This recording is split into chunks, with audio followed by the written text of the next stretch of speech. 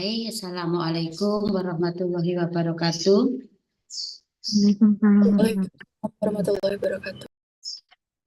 Kita hari ini kuliah tentang aksi potensial di otot dan kontraksi dari otot rangka. Jadi, otot rangka ini merupakan organ efektor dari sistem lokomotor atau sistem gerak tubuh. Dan otot rangka ini diatur oleh sistem saraf volunter ya, jadi oleh sistem saraf somatis. Kemudian otot rangka ini bentuk histologinya merupakan otot lurik karena secara mikroskopis itu ada gambaran gelap dan terang ya. Ini merupakan gambaran dari arrangement atau pengaturan dari unit kontraktil yang ada di dalam sel otot rangka. Nah, sel otot rangka ini tidak bisa bekerja sendiri, jadi dia bukan berkontraksi atau relaksasi sendiri, tetapi dia harus dirangsang oleh sistem saraf untuk dapat terjadi proses kontraksi.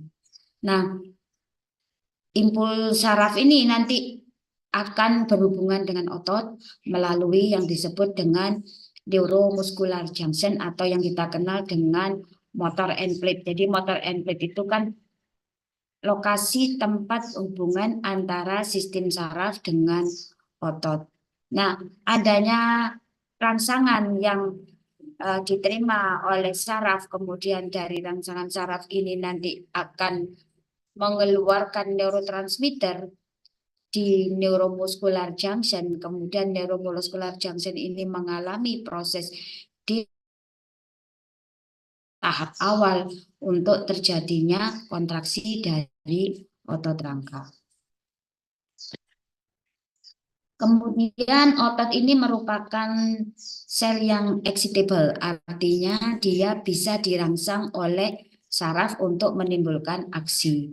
Nah, di membran sel otot rangka atau yang disebut dengan sarkolema, ini nanti terdapat kanal ion yang berfungsi untuk mengatur keluar masuknya ion ya, keluar masuknya ion sehingga menyebabkan terjadi perubahan ion yang ada di intra dan ekstrasel. Jadi yang nanti akan menyebabkan terjadinya aksi potensial itu karena adanya perubahan kadar ion antara intra dan ekstrasel.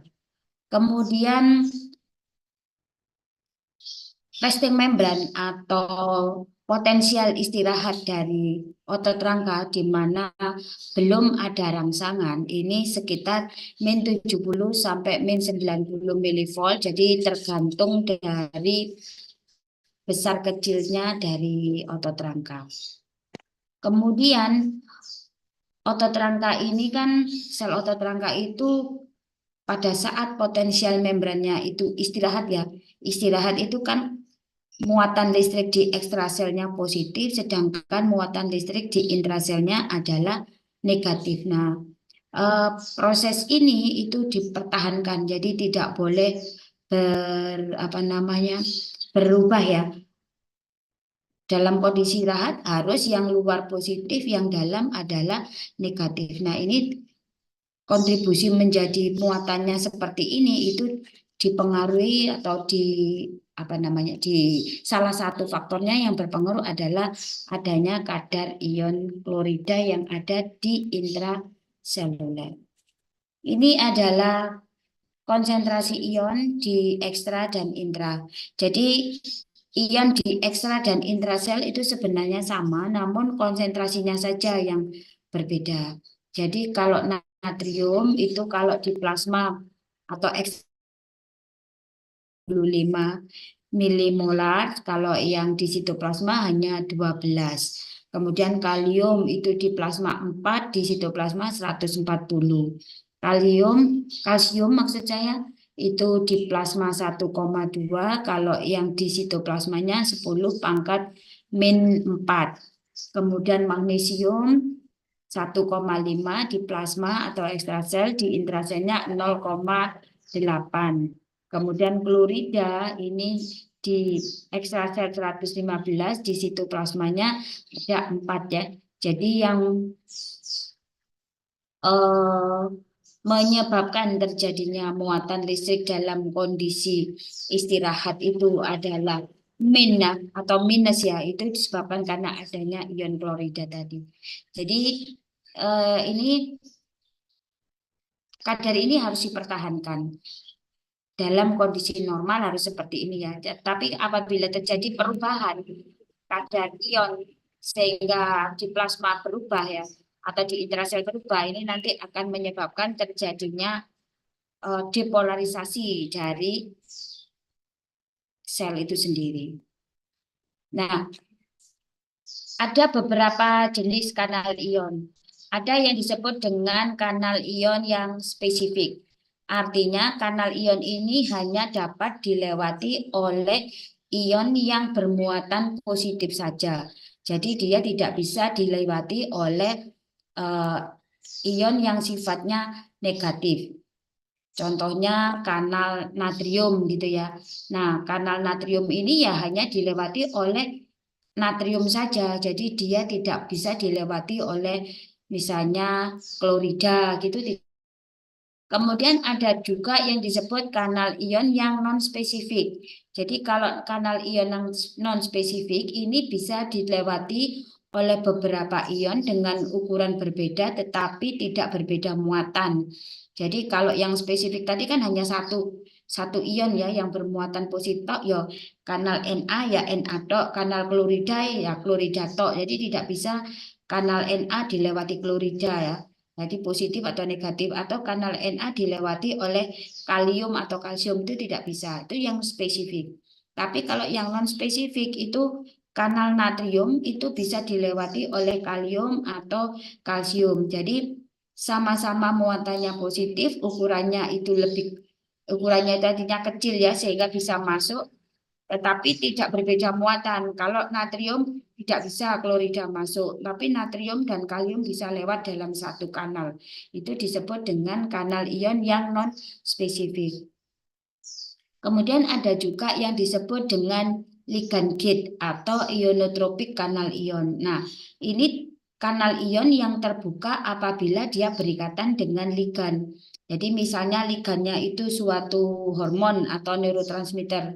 Contohnya misalnya asetilkolin gitu ya. Nah, asetilkolin itu nanti akan berikatan dengan kanal ion tadi, maka kanalnya akan terbuka. Ini yang disebut dengan ligand gate atau ionotropik kanal ion. Kemudian ini, jadi apabila ada ligannya berupa neurotransmitter, sebagai contoh adalah asetilkolin. Kemudian asetilkolin ini kalau dia belum berikatan, maka kanal ionnya akan dalam kondisi tertutup. Tetapi bila asetilkolin tadi berikatan dengan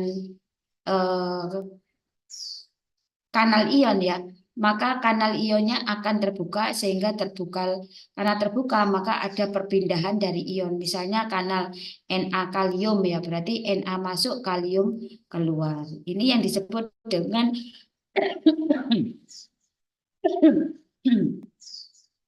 ligand gate. Berikutnya ada yang disebut dengan mechanical kanal ion. Kalau mechanical kanal ion itu biasanya disebabkan karena adanya perubahan suhu ya. Jadi dalam kondisi normal kanal ini akan tertutup, tetapi dengan adanya perubahan suhu misalnya suhu panas misalnya ya, ini akan menyebabkan adanya pembukaan dari kanal sehingga ion bisa keluar dan masuk. Atau misalnya karena proses sentuhan, ini juga akan menyebabkan pembukaan dari kanal. Ini yang disebut dengan mechanical kanal ion. Kemudian ada juga yang disebut dengan voltage gate kanal ion. Nah, kalau voltage gate kanal ion ini dipengaruhi oleh perbedaan konsentrasi. Jadi misalnya konsentrasi di ekstrasel itu naik gitu ya. Misalnya apa? Natrium. Konsentrasi natrium di ekstrasel itu naik, maka natrium ini nanti akan menyebabkan perbedaan dengan konsentrasi di intrasel. Nah, karena ada perbedaan konsentrasi inilah akan menyebabkan pembukaan dari kanal ion sehingga akan terjadi ion yang masuk atau ion yang keluar. Ini yang disebut dengan voltage gate kanal ion.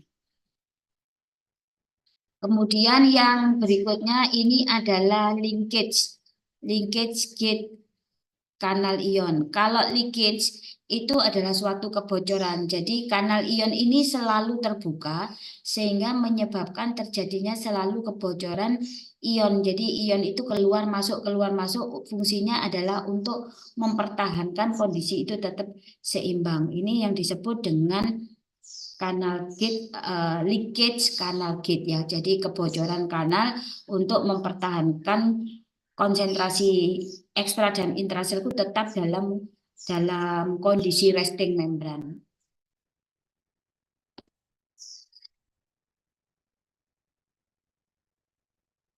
Berikut ini untuk tahapan dari aksi potensial. Yang pertama tahapannya adalah potensial resting membran ya. Jadi potensial resting membran itu adalah kondisi di mana sel dalam tahap istirahat. Jadi dia tidak ada rangsangan, maka muatan negatif yang disebabkan karena pengaruh dari fosfat dan protein yang ada di dalam sel. Kemudian di intrasel itu sendiri mengandung ion kalium, fosfat, dan protein ya, lebih banyak itu. Sedangkan di ekstrasel lebih banyak mengandung ion natrium, kalsium, dan klorida. Kemudian kanal ion yang sifatnya linkage tadi atau yang bocor tadi itu yang nanti akan mempertahankan potensial membran itu dalam kondisi istirahat min 70 mV. Jadi dia yang natrium keluar masuk, kalium keluar masuk gitu ya. Sehingga nanti akan tercapai potensi sekitar min 70 mV. Itu yang menunjukkan sel dalam istirahat. Recording in progress. Sektor dalam rangka Hari Keluarga Nasional ke-31 tahun 2024 sekaligus akan dilaksanakan pada tanggal. Nah, ini adalah gambar dalam kondisi istirahat ya. Dalam kondisi istirahat, maka cairan ekstraselulernya banyak mengandung natrium, sedangkan intraselulernya kan banyak mengandung kalsium. Maka potensial membran pada saat kondisi ini adalah sekitar min 70 mV. Ini dalam kondisi istirahat. Kemudian tahap berikutnya adalah depolarisasi.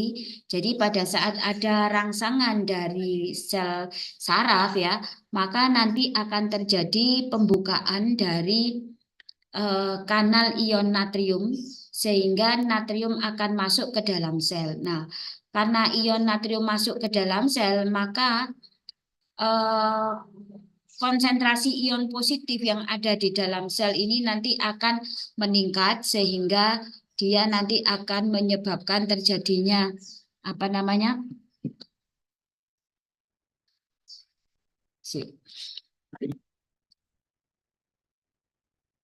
Bentar ya.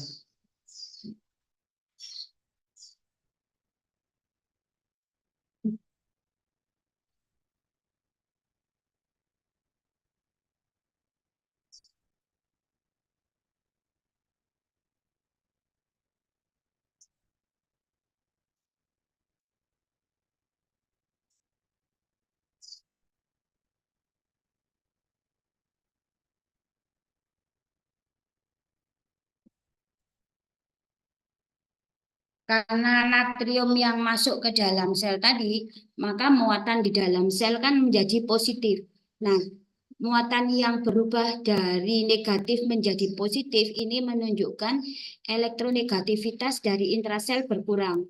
Sehingga dia nanti akan mencapai potensialnya adalah plus 30 milivolt. Nah, kondisi ini disebut dengan depolarisasi. Jadi depolarisasi adalah kondisi di mana muatan listrik intrasel berubah dari negatif menjadi positif atau berkurangnya elektronegativitas di intrasel. Nah, ion natrium yang masuk ke dalam sel tadi itu melalui proses difusi yang pasif. Kenapa? Karena kadar ion natrium di ekstrasel lebih banyak dibandingkan di intrasel. Jadi dia bergerak dari gradien konsentrasi tinggi ke konsentrasi rendah. Maka dia akan berpindah melalui membran sel ini melalui proses yang disebut dengan difusi pasif. Jadi muatan listrik nanti akan berpindah dari min 70 milivolt berubah menjadi plus 30 milivolt. Ini adalah kondisi depolarisasi. Berikutnya adalah kondisi repolarisasi. Jadi pada saat potensial membran itu sudah mencapai jadi proses equilibrium. Artinya terjadi keseimbangan kadar ion natrium di ekstrasel dan di intrasel sehingga sudah tidak ada perpindahan ion lagi. Maka kanal ion natrium ini akan tertutup dan membukalah kanal ion kalium. Setelah ion kalium ini terbuka, maka ion kalium akan keluar dari sel melalui proses difusi pasif karena kadar ion kalium intrasel lebih banyak dibandingkan di ekstrasel. Akibatnya muatan listrik di intrasel akan kembali negatif karena muatan positif yang keluar ya, sehingga negativitas intrasel kembali meningkat. Kondisi ini disebut dengan repolarisasi. Jadi repolarisasi adalah kondisi di mana terjadi peningkatan elektronegativitas dari intrasel akibat keluarnya ion kalium. Nah, muatan listrik dari plus 30 milivolt ini nanti akan kembali ke min 70, 80, 90 milivolt tergantung dari ototnya ya. Nah, ini adalah gambarannya. Jadi pada kondisi istirahat itu min 70. Artinya natrium di luar lebih banyak, kalium di dalam lebih banyak. Kemudian pada saat depolarisasi terjadi pembukaan kanal natrium, maka natrium akan masuk semua ke dalam sel ya. Sehingga akan terjadilah peningkatan dari potensial membran di intrasel. Maka dia terjadilah kondisi yang disebut dengan depolarisasi. Berikutnya adalah kondisi hiperpolarisasi. Jadi pertama potensial istirahat, kemudian depolarisasi, turun kembali namanya repolarisasi. Nah, kalau turunnya kebablasan ya. Jadi kalau repolarisasi itu kan sampai min 70 sampai di potensial istirahat. Tapi kalau kebablasan ya, sehingga pengeluaran ion kalium itu berlebih, maka muatan intrasel kan menjadi 90 min 90 milivolt.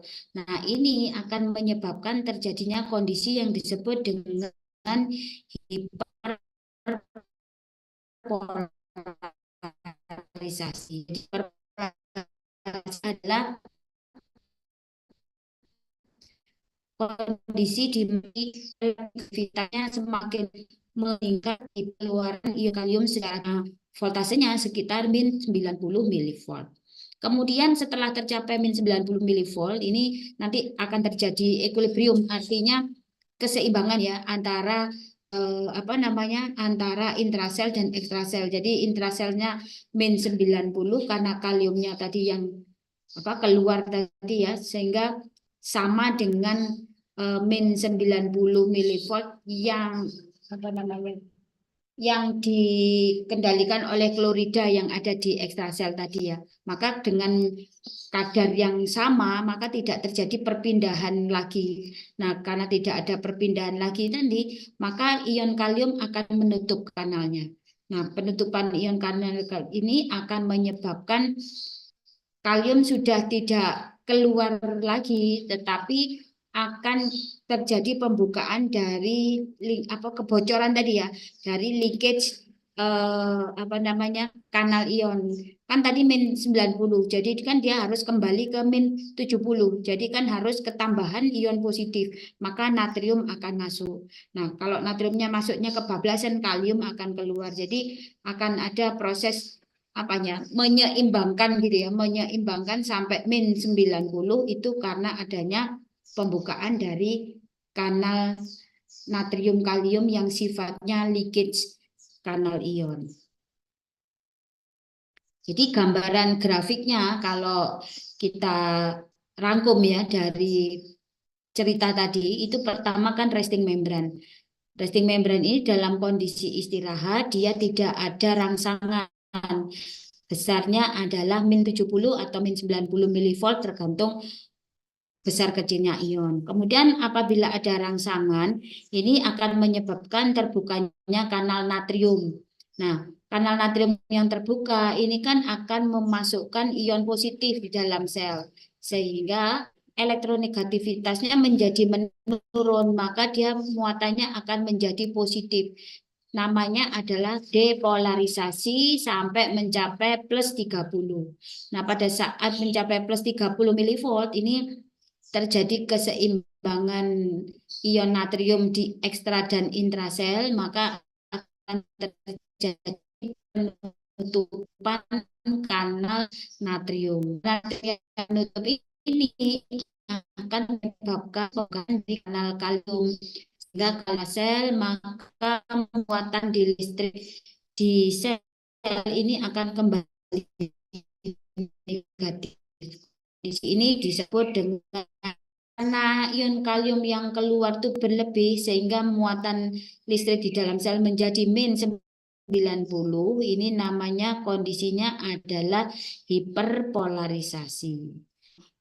Setelah tercapai equilibrium kalium dan kalium intrasel dan ekstrasel, maka akan terjadi penutupan kanal ion kalium dan pembukaan dari atau terjadi kebocoran ion karena adanya kanal leakage ya, sehingga natrium akan masuk, kalium akan keluar, dipertahankan sampai mencapai potensial membran istirahat kembali. Nanti kalau ada rangsangan dia akan terbentuk seperti ini gambaran ion yang berpindah ya. Jadi pada saat ada rangsangan kemudian terbukalah kanal natrium, maka dia akan menyebabkan potensial listriknya meningkat sehingga akan terjadi depolarisasi. Kalau ini kanal ionnya tertutup semua sehingga tidak ada perpindahan ion. Ini dalam kondisi potensial istirahat min 70 milivolt. Ini ada rangsangan, kanal ion buka, maka natrium yang akan masuk. Nah, natrium masuk ini muatannya menjadi positif di intrasel, maka dia akan naik menjadi depolarisasi. Selanjutnya akan terjadi penutupan kanal natrium tetapi pembukaan kanal kalium sehingga kalium akan keluar. Maka muatan yang sudah positif tadi akan kembali turun sehingga dia akan masuk ke kondisi repolarisasi. Kemudian kalau kaliumnya keluar berlebih maka dia terjadi hiperpolarisasi. Selanjutnya akan terjadi pengembalian ke potensial membran istirahat karena ada kebocoran dari kanal natrium kalium. Kalau ini gambaran listriknya ya. Jadi awalnya itu adalah negatif di intrasel, positif di ekstrasel. Kemudian dengan adanya natrium yang masuk, maka akan terjadi positif di intrasel dan negatif di ekstrasel. Ini nanti akan terus berlanjut ya. Jadi akan terus bergeser sampai semua positif. Jadi ini kalau ini kan gambaran di sel saraf ya. Jadi sel saraf itu nanti dia bergerak gitu ya. Bergerak seperti apa ya? Lampu yang mati hidup itu yang berjalan gitu. Itu prosesnya seperti ini. Nah, apa yang disebut dengan periode refraksi? refraktori periode. Jadi periode refraktori adalah periode di mana sel itu tidak dapat dirangsang sebelum terjadi relaksasi. Nah, periode refraktori itu ada dua, absolut dan relatif. Kalau refraktori absolut ini dia baru bisa dirangsang setelah terjadi relaksasi sempurna. Jadi setelah ada depolarisasi, repolarisasi, kemudian resting membran, baru dia bisa dirangsang lagi. Contohnya adalah otot jantung. Jadi otot jantung itu tidak pernah terjadi tetani karena dia hanya bisa kontraksi lagi setelah repolarisasinya sempurna. Lain dengan otot rangka. Otot rangka ini disebut dengan refraktoria periodenya relatif. Artinya pada saat dia terjadi repolarisasi belum sempurna, kemudian dirangsang lagi, maka dia akan bisa menimbulkan kontraksi berikutnya yang lebih kuat. Ini yang disebut dengan refraktori relatif, sehingga dia akan bisa menyebabkan terjadinya kondisi tetani. Contohnya adalah otot rangka dan otot polos. Ini adalah anunya ya, apa namanya, videonya coba saya buka.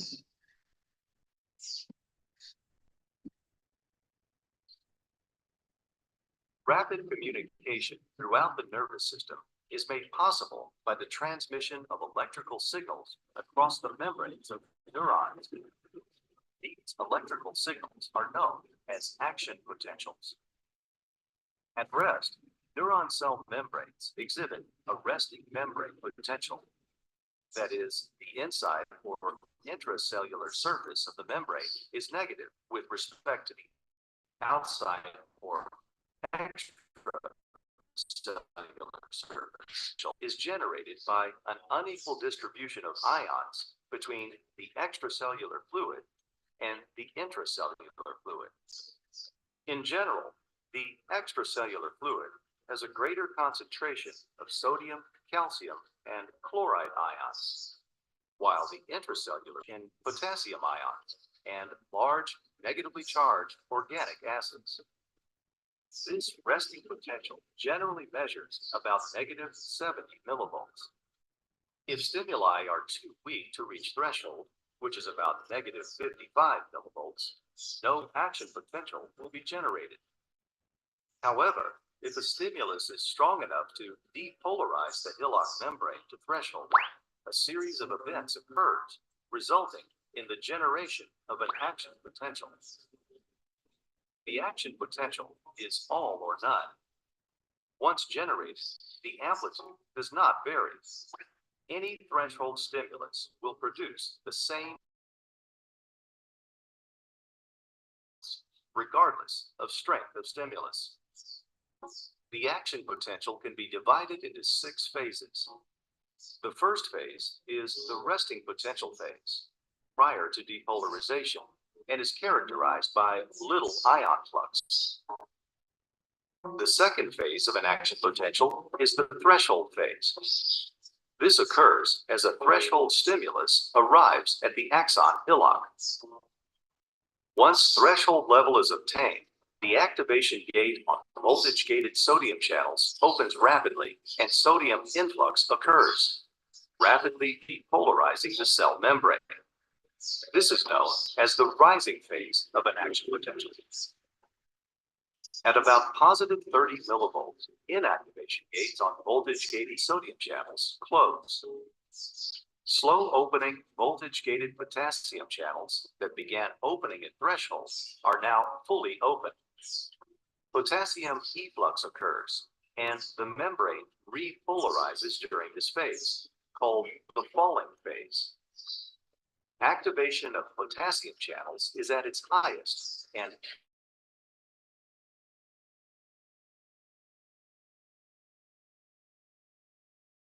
flows slowly. The action potential actually repolarizes beyond the resting potential. This undershoot phase occurs until potassium channels fully close at about negative 85 millivolts. During the recovery phase that follows, the neuron returns to resting conditions and the resting potential is restored. This action potential generated at the hillock propagates as a wave along the axon. The current flowing inward at one point of the axon during an action potential adjacent areas of the axon, provoking identical action potentials at neighboring axon patches. The action potential spread like falling dominoes in one direction toward the axon terminals. Once at the terminals, the action potential triggers the release of neurotransmitters into the synaptic cleft.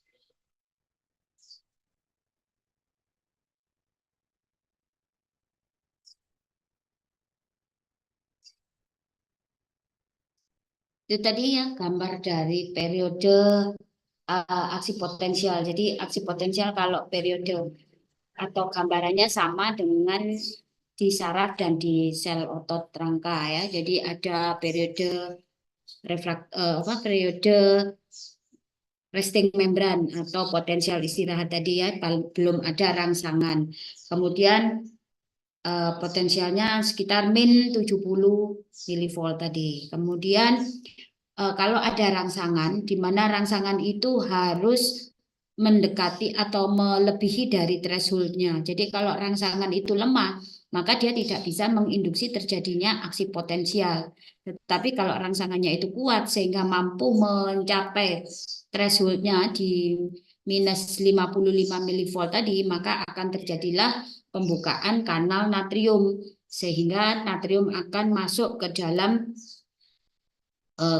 sel, maka terjadilah kondisi yang ketiga adalah depolarisasi. Setelah terjadi depolarisasi, maka akan terjadi penutupan kanal natrium dan pembukaan kanal kalium. Kalium keluar dari sel, maka muatan listrik kembali turun di dalam sel sehingga terjadilah kondisi repolarisasi. Kemudian karena kalium keluar berlebihan, maka terjadilah kondisi hiperpolarisasi. Selanjutnya akan terjadi pengembalian ke potensial istirahat. Itu adalah tahapan dari aksi potensial. Nah, sekarang kita masuk ke otot rangka, fisiologinya. Jadi, otot rangka ini merupakan otot gerak aktif ya, atau alat gerak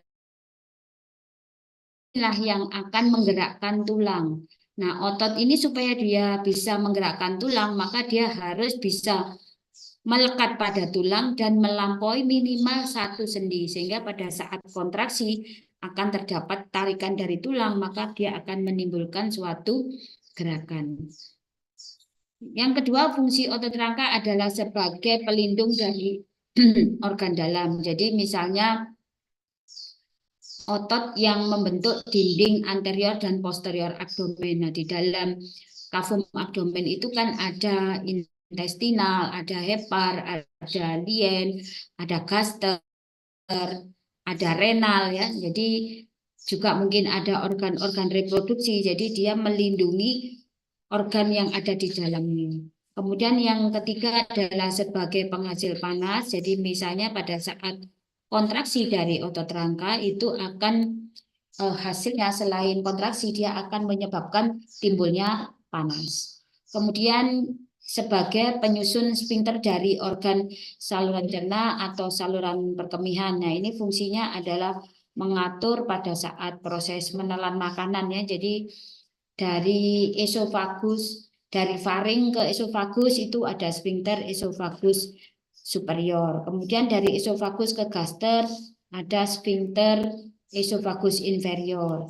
Kemudian dari gaster ke intestinal ada sphincter pylorus. Dari intestinal ke kolon ada sphincter iliosekal.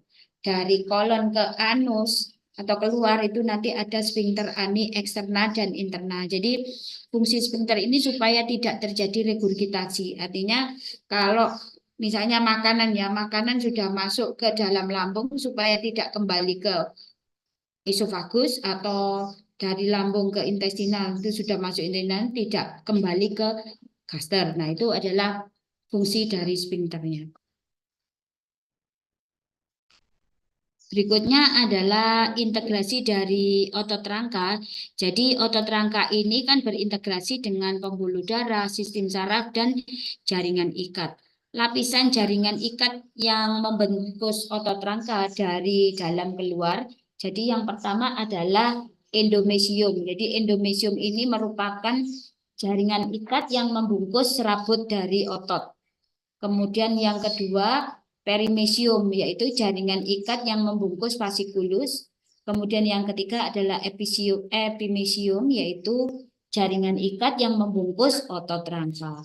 Nah, gabungan dari epimesium, perimesium, dan endomesium itu akan membentuk suatu tendon yang nanti akan melekat pada tulang. Ini sel otot rangka ya. Jadi satu sel itu nanti akan dibungkus oleh endomesium, kemudian gabungan dari sel-sel rangka atau sel otot polos, otot rangka maksud saya, ini nanti akan membentuk fasciculus. Nah, dibungkus oleh yang disebut dengan perimesium.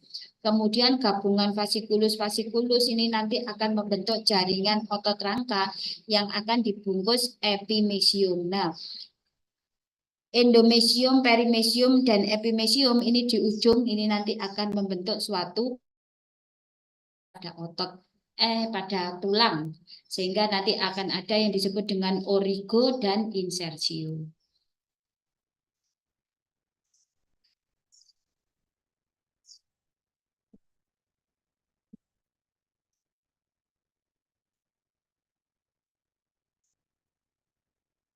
Secara histologi dari serabut otot rangka ini bentuknya gelondong ya. Jadi kayak silinder gitu ya. Kemudian otot yang terpanjang itu adalah musculus sartorius, yang terpendek itu adalah musculus tensor timpani dan stapedius yang ada di telinga. Kemudian otot ini kan dia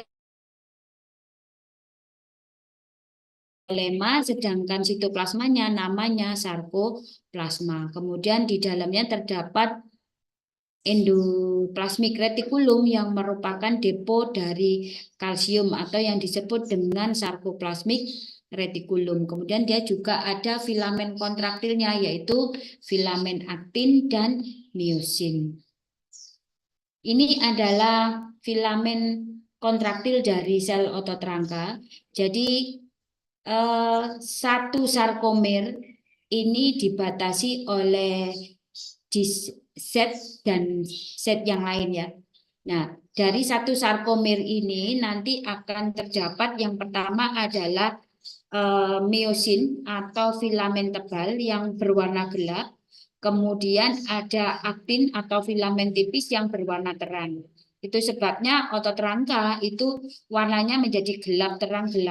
Itu karena adanya miosin yang warnanya gelap dan aktin yang warnanya terang. Kemudian miosin ini akan dihubungkan oleh protein ya, namanya protein titin, sehingga dia nanti akan berikatan dengan aktin di sarkomer berikutnya.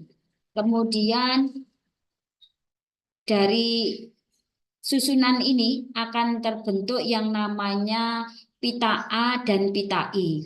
Jadi kalau pita A ini merupakan daerah yang berwarna gelap karena dia tidak mengandung miosin ya. Sedangkan maksud saya tidak mengandung aktin. Jadi dia hanya miosin tok. Jadi ini adalah pita A ini ya, miosin tok ini adalah pita A. Sedangkan pita I itu adalah daerah yang tidak mengandung miosin. Jadi dia hanya terdiri dari aktin. Kemudian pada saat terjadi kontraksi, maka aktin ini akan bergeser ke arah medial. Jadi sisi kanan dan sisi kiri akan bergeser ke arah medial sehingga daerah ini namanya adalah zona H ya, itu akan mengalami penyempitan. Tapi nanti pada saat relaksasi dia akan kembali melebar.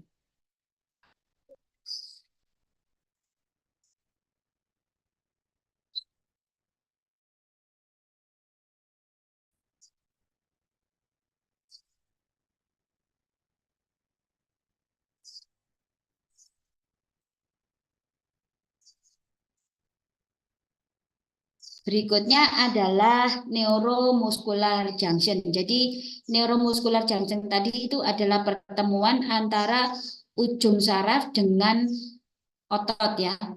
Dan aksi potensial di neuromuscular junction ini merupakan awal untuk terjadinya proses depolarisasi yang menginduksi terjadinya kontraksi. Ini daerah neuromuscular junction, jadi ada akson terminal, kemudian ada lokasi pertemuannya namanya adalah motor end-plate ya. Nah, pada saat ada rangsangan datang dari sel saraf, kemudian di ujung saraf atau di akson terminal itu nanti akan terjadi depolarisasi yang menyebabkan kalsium itu masuk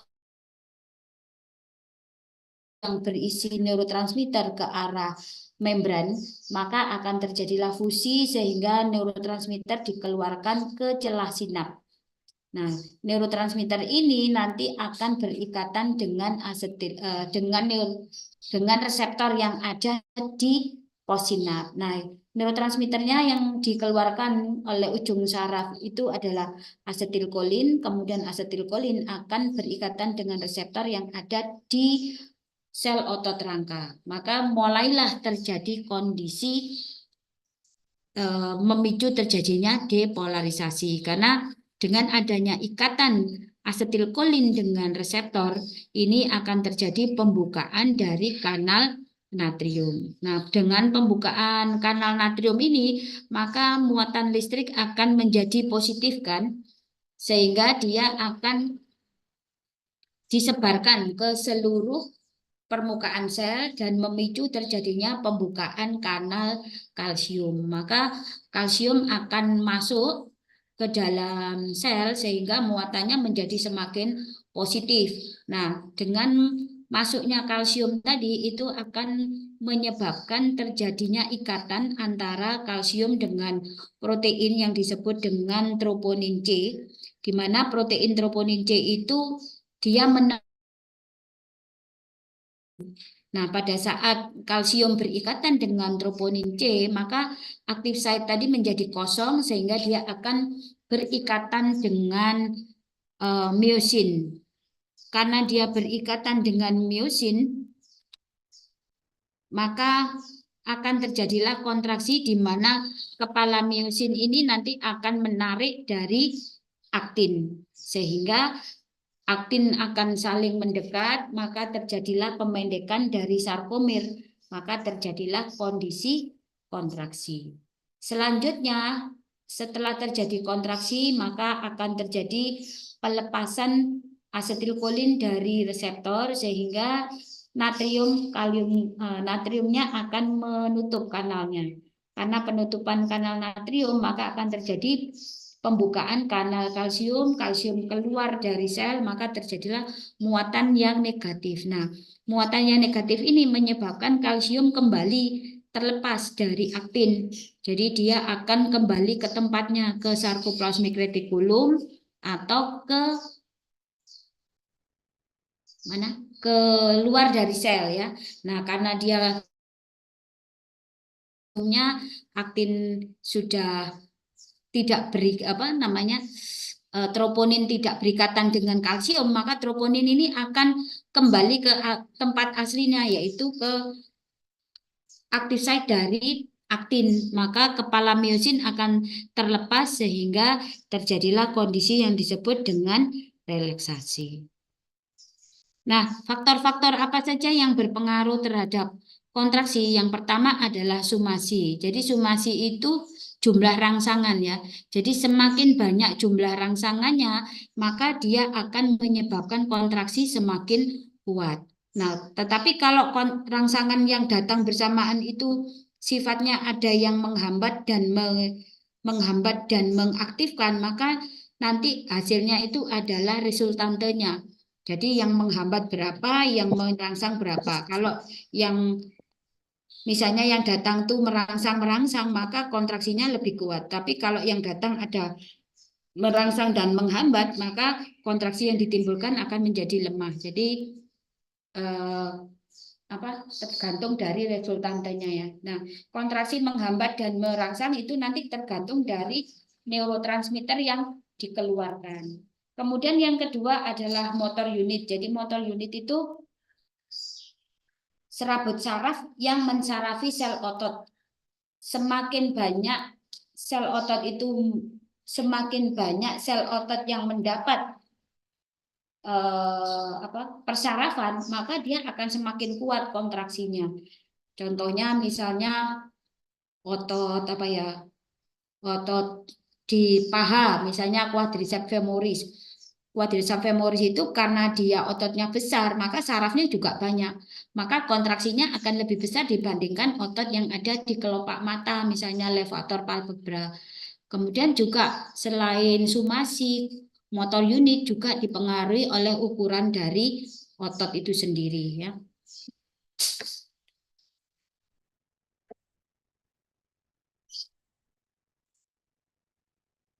Nah, ini adalah contoh sumasi ya. Jadi sumasi itu ini kalau diberikan rangsangan berulang tetapi ada jedanya ya. Jadi diberikan rangsangan, kemudian istirahat terus dirangsang lagi, maka kontraksinya akan sama. Tetapi kalau kontraksinya itu diberikan terus-menerus ya, jadi rangsangan terus-menerus, maka akan terjadi peningkatan kontraksi, jumlah kontraksi. Nah, kalau kontraksi yang terjadi karena rangsangan yang sifatnya itu sama, maka dia akan semakin tinggi aksi potensialnya. Tetapi kalau misalnya rangsangan yang datang itu sifatnya berlawanan ya, jadi ada yang merangsang, ada yang menghambat, maka kontraksi yang dihasilkan itu menjadi berkurang ketinggiannya atau potensialnya menjadi lebih rendah. Berikut ini gambaran dari motor unit ya. Jadi kalau satu saraf kemudian dia mempunyai banyak cabang dan otot rangka, maka kontraksinya akan menjadi semakin kuat dibandingkan kalau satu saraf hanya memberikan persarafan pada satu atau dua sel otot rangka. Kemudian semakin besar otot rangkanya juga dia akan menyebabkan kontraksinya semakin kuat. Berikutnya adalah sumber energi untuk kontraksi maupun relaksasi. Jadi pada saat proses kontraksi ataupun relaksasi keduanya membutuhkan ATP. Jadi kalau ATP pada saat kontraksi itu digunakan untuk proses sliding. Artinya untuk menarik kepala aktin ya, sehingga terjadi pemendekan dari sarkomer atau terjadi kontraksi. Sebaliknya pada saat relaksasi, ATP ini digunakan untuk mengembalikan ion kalsium ke deponya atau keluar sel. Karena kadar kalsium kan lebih tinggi di ekstrasel ya. Sehingga kalau dari intrasel ke ekstrasel maka dia harus melalui difusi aktif. Sehingga dia membutuhkan ATP. Nah, sumber ATP pada saat kontraksi ini dari kreatinin, kemudian terus oksidasi, fosforilasi dari karbohidrat maupun lemak. Kapan kita menggunakan pemecahan dari kreatinin fosfat? Jadi kalau kita menggunakan kreatinin fosfat itu apabila kita membutuhkan kontraksi otot yang kecil. Jadi misalnya kita menulis, kemudian kelopak mata membuka menutup, itu kan ototnya otot kecil-kecil ya, sehingga kita hanya membutuhkan ATP dalam jumlah yang kecil. Jadi ATP plus kreatinin nanti akan terjadi pemecahan. Jadi kreatinin fosfat ini nanti akan dipecah menjadi ADP. Kemudian nanti akan dibentuk lagi, jadi ADP dengan kreatinin akan berubah menjadi kreatinin dan ATP yang digunakan untuk proses energi. Jadi pemecahan dari kreatinin fosfat itu nanti akan menghasilkan ATP. Kemudian kapan kita menggunakan glikolisis yang anaerob? Jadi kalau glikolisis anaerob itu kita gunakan pada saat kita melakukan aktivitas yang sedikit berat tetapi cepat waktunya atau pendek waktunya. Misalnya kita berlari, dari lantai 1 ke lantai 2. Nah, itu kan waktunya cepat, paling nggak sampai 5 menit atau 5 menit atau 10 menit ya.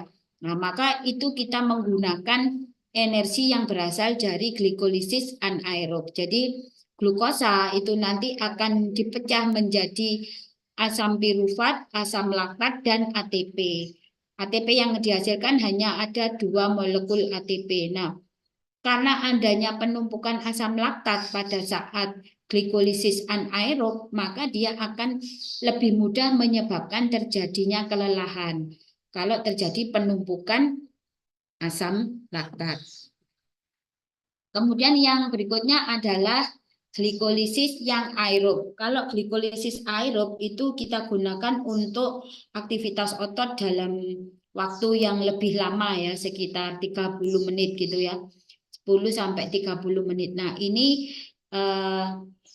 kita gunakan glukosa ini nanti dengan penambahan oksigen nanti akan diubah melalui proses glikolisis sehingga dia akan menghasilkan asam pirufat dan ATP, tidak menghasilkan asam laktat, sehingga dia tidak menyebabkan terjadinya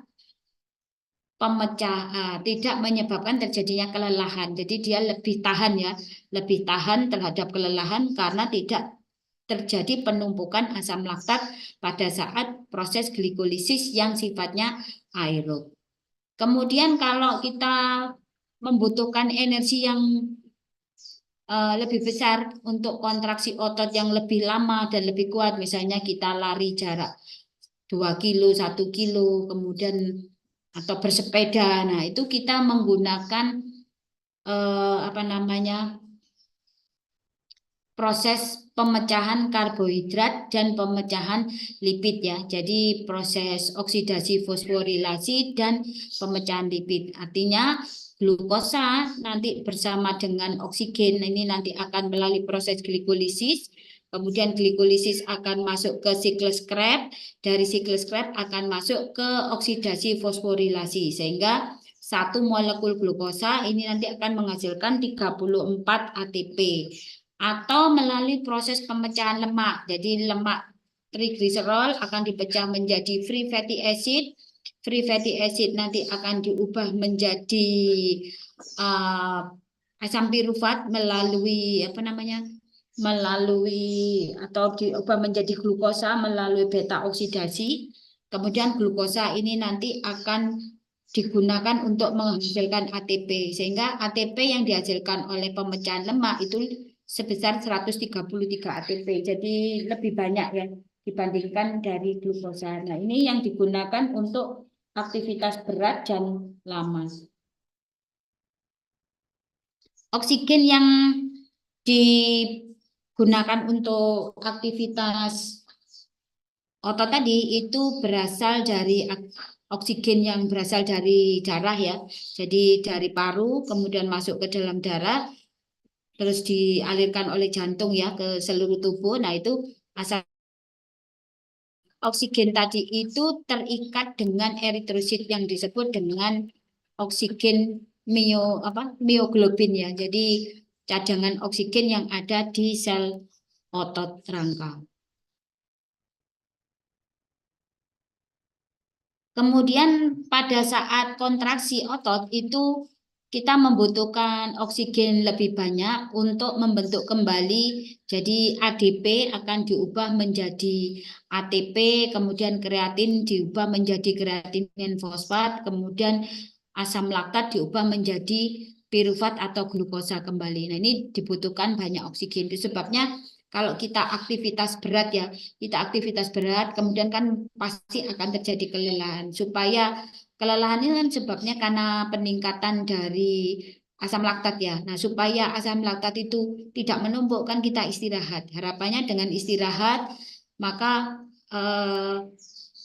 paru itu akan lebih banyak mengambil oksigen. Nah, oksigen ini nanti akan dialirkan oleh jantung menuju ke jaringan, termasuk jaringan otot, sehingga oksigen inilah nanti yang akan digunakan untuk merubah misalnya asam laktat menjadi pirufat dan glukosa, kemudian ADP menjadi ATP, sehingga cadangan energi akan kembali meningkat. Nah, kondisi yang disebut dengan hutang oksigen tadi itu akan menyebabkan CO2 di dalam darah kan meningkat karena kebutuhan yang oksigen yang berlebih sementara kita tidak bisa memenuhi kebutuhan oksigen tadi menyebabkan CO2-nya meningkat. Nah, kalau CO2 meningkat ini nanti akan merangsang pusat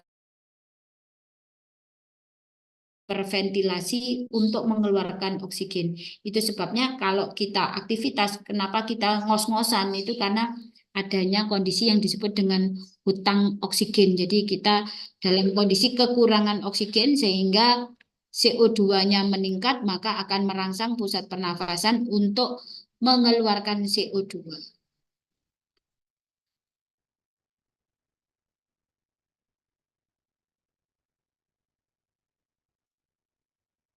Berikut ini adalah faktor-faktor yang dapat berpengaruh terhadap otot rangka. Jadi ada kortikosteroid dan testosteron ini akan merangsang hipertrofi dari otot rangka. Karena terjadi hipertrofi berarti otot rangkanya membesar ya.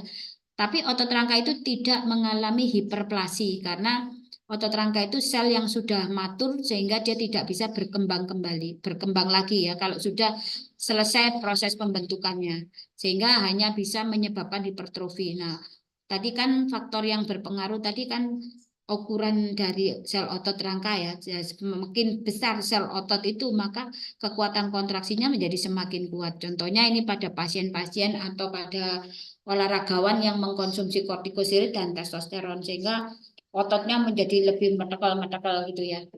Itu disebabkan karena kortikosteroid dan testosteron. Harapannya menjadi lebih kuat untuk kontraksi bisa mengangkat barbel yang berat. Nah, itu adalah tujuan dari pemberian obat-obat kortikosteroid dan testosteron.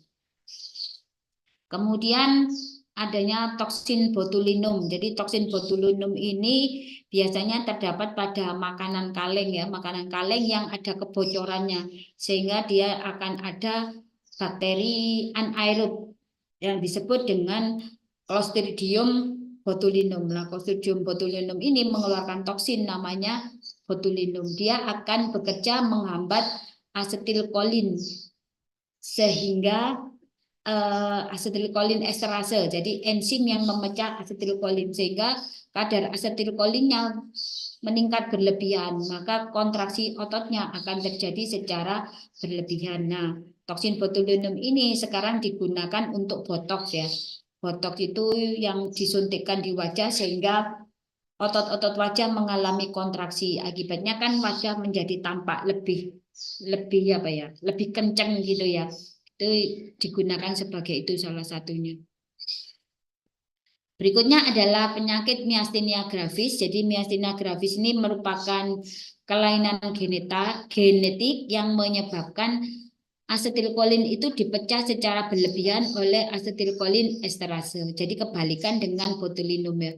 Maka akan terjadi kelemahan otot. Jadi ototnya menjadi tidak bisa berkontraksi karena memang asetilkolinnya banyak diinaktifkan.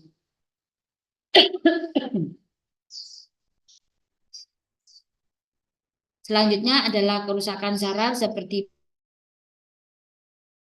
dan GBS ini akan menyebabkan penjalaran dari saraf atau rangsangan ini akan terganggu sehingga asetilkolin yang dikeluarkan ini juga menjadi lebih sedikit di celah sinap. Akibatnya dia tidak memicu terjadinya kontraksi, maka lama-kelamaan otot itu akan mengalami atrofi karena dia tidak digunakan atau ototnya mengecil.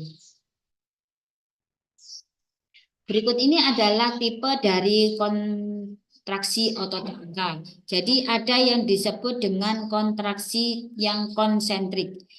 kontraksi yang konsentrik ini adalah kontraksi yang menyebabkan terjadinya pemendekan dari otot rangka ya. Jadi kontraksi yang disertai dengan pemendekan dari otot rangka ini disebut konsentrik. Kalau eksentrik ini adalah kontraksi yang menyebabkan pemanjangan dari otot rangka. Jadi kalau ini kan gerakan fleksi ya, gerakan yang menyebabkan fleksi itu adalah berarti konsentrik ya, karena memendek. Yang ke arah fleksi, bukan fleksi ya, tapi setengah fleksi gini ya. Nah, itu disebut dengan ekstensik. Kemudian kalau isometrik itu kontraksi tanpa menyebabkan pemendekan dari otot. Jadi hanya tonusnya saja yang meningkat ya. Jadi kalau misalnya kita mengangkat barbel itu kita mengangkat ke arah badan kita itu konsentrik. Kemudian kalau menjauhi badan kita itu ekstrinsik. Sedangkan kalau kita belum kuat mengangkat barbelnya, jadi barbel itu masih belum terangkat, nah itu berarti kontraksinya sifatnya isometrik. Berikutnya adalah grafik pada saat terjadi kontraksi. Jadi pada saat kita melakukan rangsangan pada otot rangka kan grafiknya kan akan terjadi proses depolarisasi, repolarisasi ya. Nah, pada saat kita memberikan kontraksi atau rangsangan satu kali pada sel otot rangka, maka akan terjadi kontraksi dari otot. Nah, kemudian kalau pemberian rangsangan itu terkait dengan periode istirahat, ini akan menyebabkan kontraksi berikutnya lebih kuat dibandingkan kontraksi sebelumnya. Jadi semakin lama menjadi semakin kuat dengan periode istirahatnya menjadi berkurang. Nah, kemudian kalau misalnya rangsangan itu diberikan secara terus-menerus tanpa ada jeda istirahat, maka dia akan menyebabkan kondisi yang disebut dengan tetani. Jadi tetani ini adalah kontraksi terus-menerus tanpa ada waktu istirahat. Kemudian kalau kontraksi ini terus-terusan, otomatis akan terjadi peningkatan kadar asam laktat di dalam darah, sehingga akan menyebabkan terjadinya kondisi kelelahan. Walaupun diberikan rangsangan, maka otot tidak akan bisa berkontraksi, sehingga semakin lama semakin kecil kontraksinya. Ini nanti ya, kalau kita praktikum ini yang akan kita bahas. Nah, berikut ini ada tipe kelemahan ya atau kerusakan dari saraf terhadap otot rangka. Jadi kalau yang rusak itu saraf UMN atau upper motor yang berasal dari kornu posterior, medula spinalis sampai menuju ke otak, maka cirinya adalah otot ini mengalami hipertonus, kemudian dia juga menjadi kaku atau rigid dan terjadi hiperrefleksia. Sebaliknya, kalau kerusakannya itu LMN atau lower motor neuron, di mana terjadi kerusakan saraf perifer baik sensoris maupun motoris, maka akan terjadi otot ini menjadi hipotonus, artinya dia tidak terjadi kontraksi atau flasid ya. Flasid, kemudian juga terjadi hiporefleksia. Kita tahu tadi bahwa otot merupakan salah satu fungsi alat gerak ya. Jadi bagaimana sih mekanismenya supaya kita itu bisa bergerak ya. Jadi awalnya itu ada rangsangan di sistem saraf ya, sehingga dia nanti akan diterima oleh reseptor. Kemudian rangsangan ini kan nanti akan dibawa oleh sistem saraf aferen, dia akan menuju ke medula spinalis, menuju ke brainstem. Dari brainstem ini nanti masuk ke korteks motoris, sensoris dulu, kemudian dari korteks sensoris akan menuju ke korteks motoris. Kemudian dari korteks motoris akan dikembalikan melalui basal ganglia, kemudian dia akan ke talamus, dari talamus nanti akan kembali ke brainstem, kemudian ke otot rangka sehingga timbullah gerakan dari otot rangka. Atau dia dari korteks ini langsung masuk ke talamus, menuju ke brainstem, menuju ke medula spinalis, ke otot rangka.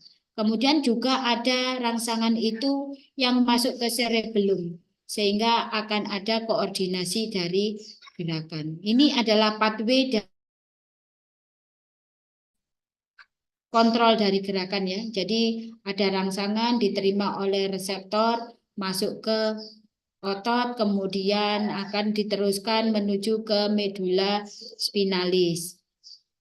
Dari medula spinalis masuk ke midbrain, menuju ke talamus, kemudian ke sensoris dan motoris.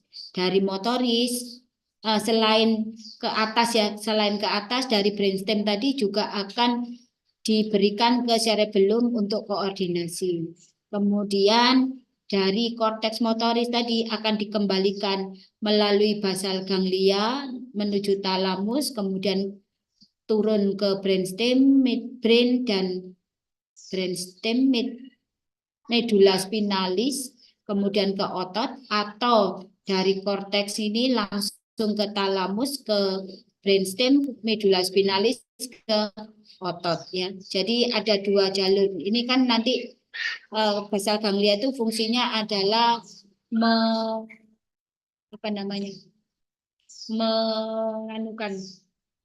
memperhalus gerakan ya, memperhalus gerakan. Jadi kalau yang jalurnya dari korteks, talamus, kemudian medula spinalis itu namanya nanti adalah jalur piramidalis. Tetapi kalau yang jalur dari brainstem, kemudian ke medula spinalis, terus ke otot, ini nanti ada yang disebut dengan jalur ekstrapiramidal.